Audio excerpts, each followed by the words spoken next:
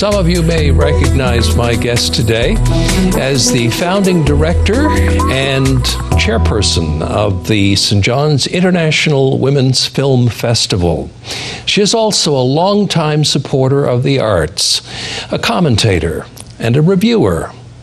And she is the former Provost and Vice President Academic of Memorial University. She is Noreen Golfman, and I'd like to welcome you to the program, Noreen. Thank you, Karl. Really happy to be here.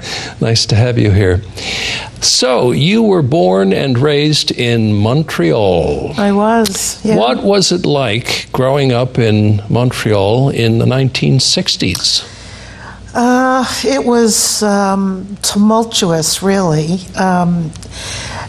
In a way, Montreal was a cross-section for all the social upheaval that was going on in North America, because there were Vietnam draft dodgers towards the end of the 60s. And I was an undergraduate at McGill in the late 60s, and, late 60s. And the whole place was stamped with the presence of these people, and who were, they were hippies, and they had a huge influence on the undergraduate and graduate culture of McGill, of English Canada in Montreal anyway. And there was that. And then, of course, the not-so-quiet revolution in Quebec was happening. So in the early 70s, when I was at McGill studying English Lit and film, the War Measures Act came into play. So we would be going to our classes in the arts building with armed, militia, the Van Duze branch of the army there with, big ammo. I don't know what the rifles were, terrifying looking things. And the whole city was in a kind of lockdown. So there was a lot going on. And then there was the whole challenge, of course, to the dominance of the merchant class and Anglo-Quebec. And in a way, I think it was just a bit of luck to have been born in Montreal in that time and raised then, because it was so much part of my formation as somebody who was living this kind of cultural experiment in Montreal with so much change. And it was exciting. I mean, if it didn't kill you, it sort of turned you into a thoughtful person. I was going to say, I was at Memorial in 1970, and I remember sitting in class, and the prof comes in, puts his lecture aside, and starts talking about the FLQ crisis, because it had just been announced that Pierre Laporte had been assassinated.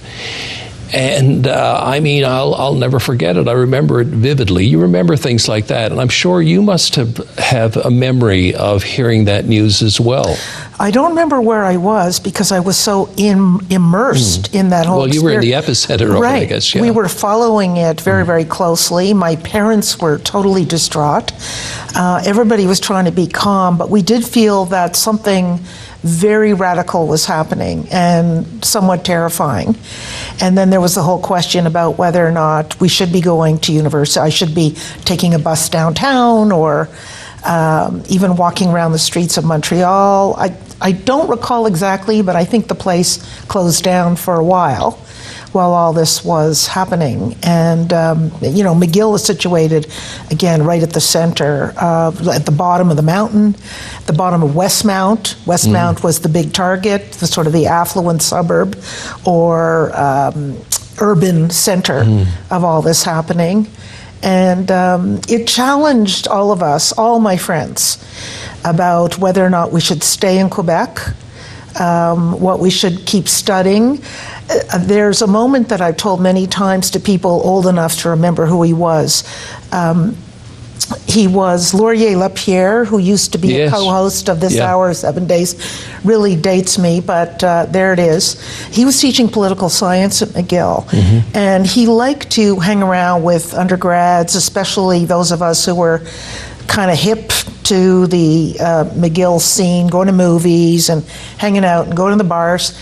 And one day he said to me very pointedly, context was all about, the whole anomaly of McGill itself being in the middle of all of this radical change in Quebec. And he said, you know, if you're not with us, you're against us, so you should probably leave and go move. And I was absolutely haunted by that because we all revered him in the first place. He was a kind of cultural icon.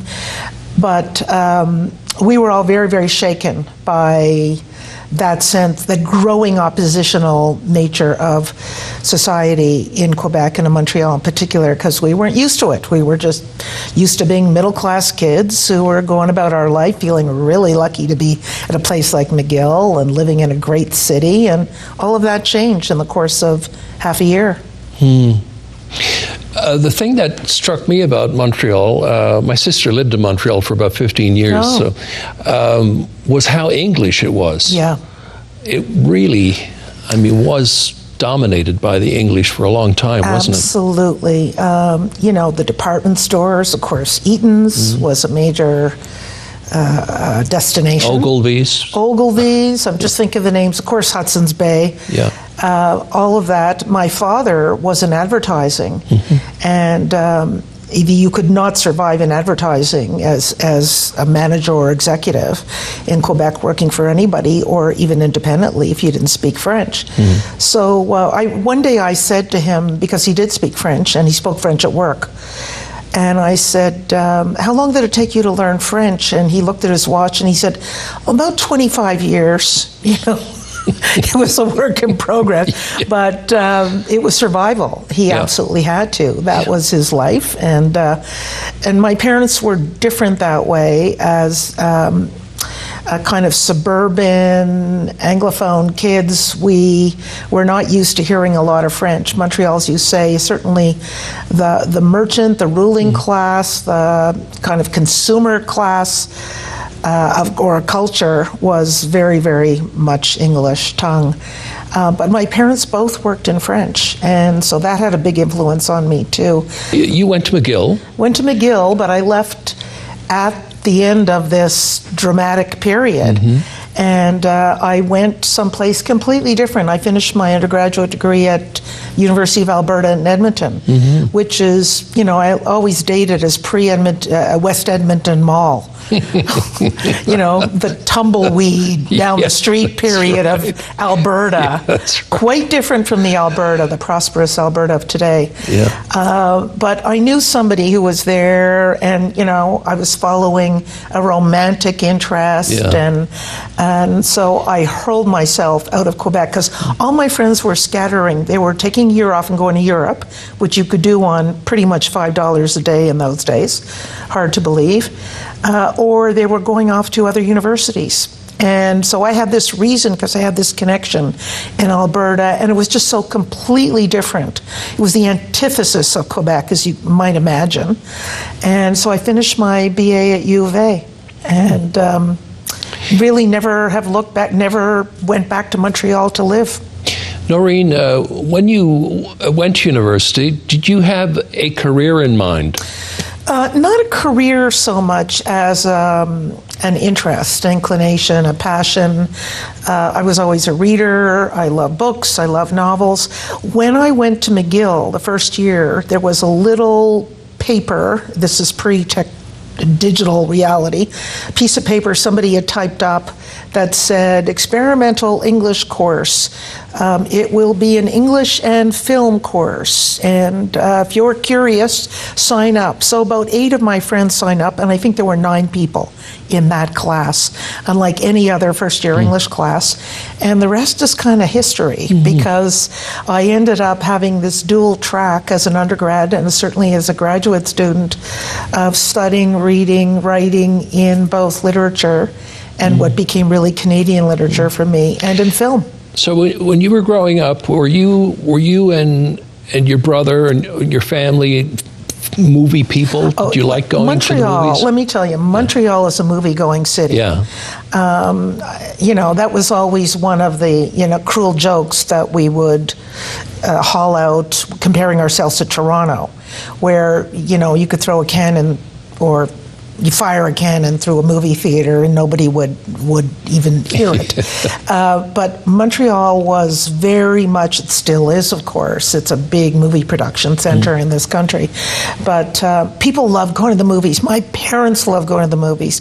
You couldn't go as a kid until you were, I think, 15 or 16, because there had been a big fire in the Catholic Church that dominated the culture of Quebec through the 50s and 60s, prohibited young people from going until they were really well of age, because first of all, the cinema was a corrupting influence, and secondly, because there had been this horrible fire, and I can't remember how many dozens of people were trapped in a movie theater. That lasted a long time, but my father took me to see Snow White. And whenever I give lectures on my passion for film, or I do a SHAD lecture every year to all those kids who used to come, maybe they will next year, to Memorial, I always start with an image of Snow White. That was like my sort of fetish object for a long time, you know, that perfectly turned out little woman who ended up, you know, happily ever after. So, yeah, it had a big influence on me living in Montreal and being just surrounded by that. And, you know, celebrities would go through Montreal, too. Musicians of note would play in the clubs, and it was a kind of open city, despite the presence of the Catholic Church. People lived, my parents certainly did, lived rather very much in the Mad Men era. Yes. Martini era, gin and tonic era, and I mean, we're still living in all that. But it was sort of the beginning of a post-war liberation, I think, in terms of middle-class lifestyle. So apart from Snow White, was there a particular movie that sort of grabbed you? I liked pretty much everything. I was so non-discriminating in my tastes for movies. I'm pretty much the same. Yeah, you know, turn the lights down, I don't care, give it to me. Take me somewhere. I'm still pretty much like that. I think my taste, though, started to get more refined when I started studying. Obviously, at McGill, I was introduced to different genres. You know, I didn't really have an understanding what the documentary was, and you don't until somebody's really teaching it to you. So there was that. Canadian film was very undeveloped, but the documentary was the strength of the country because, of course, of the National Film Board. I had been taught by John Grierson, who was the founder of the National Film Board. Yeah, again, just the luck of having been born in a certain moment, following my nose to film studies, and being exposed to this great, rich set of scholars and filmmakers. And I think studying film, watching films, French films, the cinema of Italy, a little bit of Japan and India, I start to see just the range of the rich offerings outside of Hollywood. Although the 70s started to really mark the boom of Hollywood, so-called independent films, Scorsese and Spielberg and everybody. And so you could start to see this kind of global phenomena emerging in the late 60s and 70s of a whole rich category of art. And really until I would say the late 70s, 80s, universities didn't take film very seriously. And so even talking about film as a kind of academic subject was considered pretty frivolous. So the academy followed much after the phenomenon of all of this great stuff that had been produced globally. Some pretty good Canadian movies made in the 70s as well. 77, I think, was a pretty good year. What were you thinking Outrageous, of? Outrageous was great. Gia Martin Photographe. Yeah. There was great stuff coming out of Quebec. There were some good, there were some good movies made. And when you teach a Canadian film course or an introduction to it, you begin with those films. And many documentaries, but film very steeped in the realism of the moment of living in Quebec. Yes. Like that one. Yes. Yeah. There was great stuff. It just wasn't taken as seriously or valued. Hollywood was so dominant, still is. Yeah. Anyway, how, when, why did you end up joining us in our beloved province? Well, again, a whole set of, I guess, fortuitous circumstances. I was teaching at the University of Maine in Orono. That was my first tenure-track job. And I was hired there on a very low salary to start a film program and to teach Canadian literature. And I realized after about 2-3 months there that if I woke up 5 years later in that town at that salary, I was going to kill myself. So I started looking around. There wasn't really much on the go. Jobs were really scarce, and I was already a tenure-track professor, assistant professor, so I wasn't optimistic. But I was married at the time to a Newfoundlander who had come with me, and the late Ron Romke. And Ron had done his undergraduate degree here at Memorial. So he had all these connections. And the late Pat O'Flaherty, who was head of the department at the time, of the English department, called Ron, and it's a long story I won't go into, but said essentially, we're looking to hire a lot of people because we're really expanding. That was the day of the double cohort in the high school system. Yeah. So they had to hire all these people because you had this double cohort of high school students coming to Memorial. Big influx. Big, huge, just changed the whole place. And Ron at the time said, well, I'm married to somebody who's got a tenure-track job. And, yes, boy, tell her to apply. So I was on the verge of thinking about how limited the resources were at the University of Maine, although I had great friends there, and there were many good things about it. But I really didn't want to become a U.S. citizen in the longer term. Thank God I thought of that at the time. And I wanted to get back to Canada. And in fact, that was the year where I became really fixated on the public broadcaster on CBC and started to work hard and become an advocate for public broadcasting because I was surrounded by the absence of that. Yes, yeah. Anyway, Memorial interviewed me and hired me. Ron came and I came, and I've been here for 36 years. Wow. Yeah, wow. Way longer than anywhere else I've lived. I left Montreal when I was 18. Well, it's great that you chose us. Well, how lucky, how lucky. Great I mean, to have you here. Like most mainlanders, at the time, certainly, and probably still, I didn't have a clue. Didn't have a clue. I was interviewed, and I came in March, and it was foggy, and it was kind of a balmy day, landed in Torbay. Loved it. Yeah. You did something very brave, excuse me, in the 80s. You assisted Dr. Morgentaler in setting up the abortion clinic here in St. John's. Just tell me a little bit about that, because I know it must have been rough. Yeah, I would say that was one of the most frightening moments of my life, to be sure. Very, very intense.